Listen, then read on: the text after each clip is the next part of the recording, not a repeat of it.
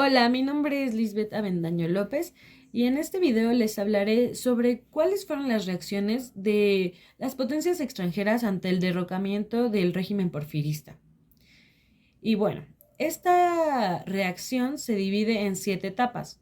La primera etapa, vemos que las potencias extranjeras creen casi imposible que exista algún grupo o algún partido que pueda derrocar el régimen porfirista, pero lo existió y fue el partido antirreeleccionista.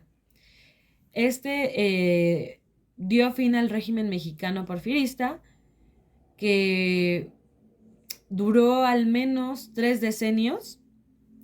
Y bueno, las potencias extranjeras veían que en las reelecciones de México era improbable que algún otro opositor ganara. Pero llegó Francisco y Madero. Y con eso Estados Unidos creyó que él sería como uno de los tantos opositores anteriores que Díaz había tenido y que terminarían muertos. Terminó muerto, pero no en ese momento.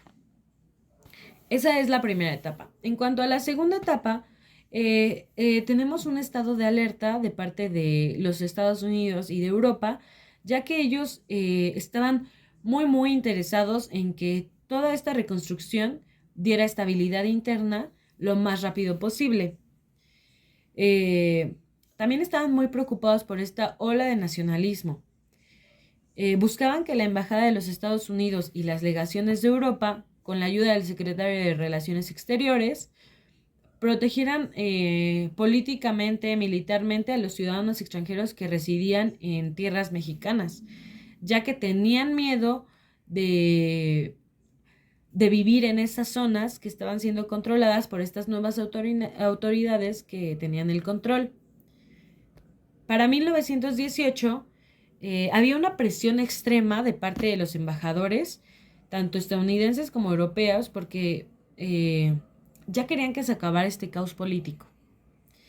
Estados Unidos buscaba que se regresara esta estabilidad que ellos tenían con el gobierno mexicano anterior. En cuanto a la intervención agresiva de Estados Unidos y Europa, contra México obviamente, ellos buscaban restablecer el orden y la ley de la zona que es la periferia de México con Estados Unidos, que se veía más afectada. Estados Unidos rechazaba totalmente a Francisco y Madero. Ese gobierno creía que Madero era una persona que no alcanzaba estándares que ellos buscaban, pensaban que era una persona débil y bueno, pues Estados Unidos y Europa buscaban un poco más como negociar con este nuevo régimen. Y sobre todo Europa era, sí, lo siento, no. Europa eran los que buscaban eh, negociar más con este régimen. Estados Unidos estaba negado, ellos sí no buscaban negociar, era Europa los que buscaban negociar. Eh, en 1913, en la segunda semana de febrero, se intentó hacer un golpe militar en la capital de México. Se dice que esta fue organizada por Félix Díaz y Bernardo Reyes, pero estos estaban en prisión. También se dice que el embajador de Estados Unidos estaba coludido y apoyando a este grupo. Por otra parte, también se cuestiona el apoyo de un grupo de ministros europeos. Estos buscaban presionar a Madero para que renunciara. Buscaban poner a Félix Díaz en esta reestructuración o esta restauración. Esto fue posible gracias a Victoriano Huerta. Él en ese entonces era vicepresidente y fue que ayudó a que pudieran asesinar a Francisco y Madero. Obviamente los representantes de Estados Unidos y de Europa perdonaron y justificaron y condonaron a Victoriano Huerta e incluso le dieron apoyo político, económico y militar para la dictadura de Huerta. Para la cuarta etapa podemos ver que las diferencias entre las potencias extranjeras y los europeos salían a la luz, ya que Estados Unidos creía que la democracia era para todos los países, desde China hasta México. En cambio, Europa creía que no, que México no era capaz de sostener la democracia. Bueno, en la etapa 5 tenemos este auge intenso de nacionalismo, que gracias a esta caída de la dictadura y la intervención de las potencias, se empieza a notar la presencia de Venustiano Carranza, que en ese entonces era gobernador de Coahuila. Él tenía un nacionalismo político y revolucionario muy fuerte. Con esto vemos el lema de México para los mexicanos. Las políticas de Carranza eran un tanto nacionalistas, pero la intervención de Wilson en cuanto al gobierno de la Vuelta ayudó muchísimo a Carranza para tomar lugar en el gobierno del país. Bueno, gracias a la Gran Guerra, Europa ya no se veía tan inmiscuida en los asuntos de México, pero Estados Unidos sí. Y en la promulgación de la nueva Constitución de 1917, Wilson ya no estaba interesado en esos asuntos. Pero Washington seguía buscando que los principios de nacionalización no afectaran a los extranjeros. Por ejemplo, con los depósitos petroleros o a la explotación de las tierras con la reforma agraria, que se buscaba un beneficio para los campesinos. Los europeos franceses perdieron el interés en México, los alemanes, después de la Gran Guerra, ya que estaban enlistados en la lista negra, pues ya no eran un poco importantes, por así decirlo, pero los españoles eran los que tenían un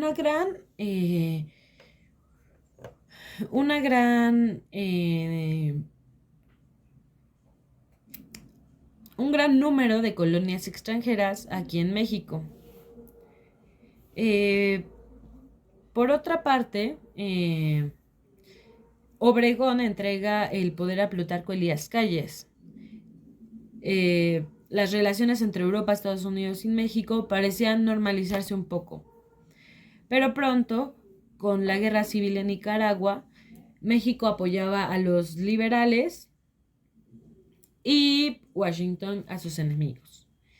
Esto crea una nueva etapa de conflictos entre México y las potencias extranjeras entre el 26 y el 27, y se tuvo una disputa acerca de la legislación del petróleo. Esta se buscaba tener un límite de 50 años a las concesiones petroleras otorgadas antes de 1917. Obviamente las empresas británicas, holandesas, estadounidenses rechazaban estas presiones porque tenían en la mira a Venezuela, ya que esta se creía que tenía un poder superior en cuanto al petróleo que México. También se ve como el nacionalismo mexicano se creía que era un enemigo peligroso. En 1927 se había una tensión entre México y Washington, pero se buscaba una salida pacífica con el arbitraje internacional. Llega un nuevo embajador de Estados Unidos llamado Monroe. Y bueno, pues con las instrucciones del presidente de Estados Unidos de no querer guerra con Estados Unidos, busca negociar mucho con México. Y sí, gracias a su buena actitud, estos hacen que México declaran inconstitucional la ley petrolera y que modificara el acuerdo. Esto para evitar la acusación de retroactividad. Y con esto, y gracias a la participación de Monroe, se dan por terminadas estas diferencias entre Estados Unidos y México. Y bueno, eso es todo. Bye.